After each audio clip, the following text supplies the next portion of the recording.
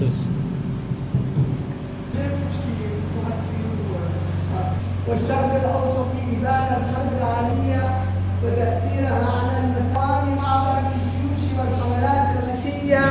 على الحياة والاستقرار فيها من تدمير للمدن القرى والبلدات والإضرار بالزراعة الرعي والتجارة المتوافرة فيها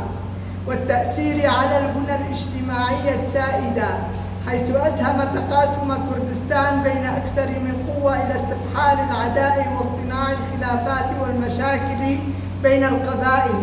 اتخاذ الأراضي الكردستانية مسرحا رئيسا الجبهة التي لوت فيها أولى طلقاتها أذرب بهم على حقوقهم السياسية على غرار باقي الإمبراطورية العثمانية الزائلة.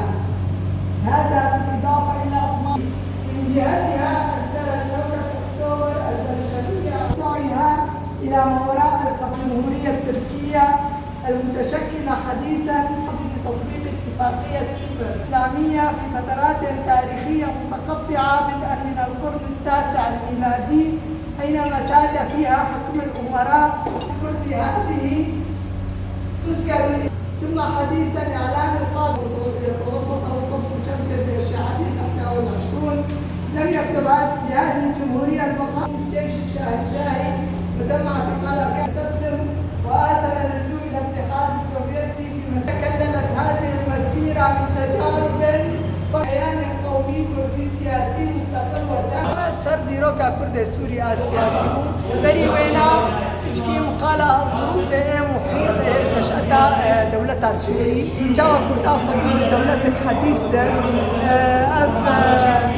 كردي جاب جدابون أب رولاوي هبو سرجيانا واني يعني ثقافي واجتماعي لا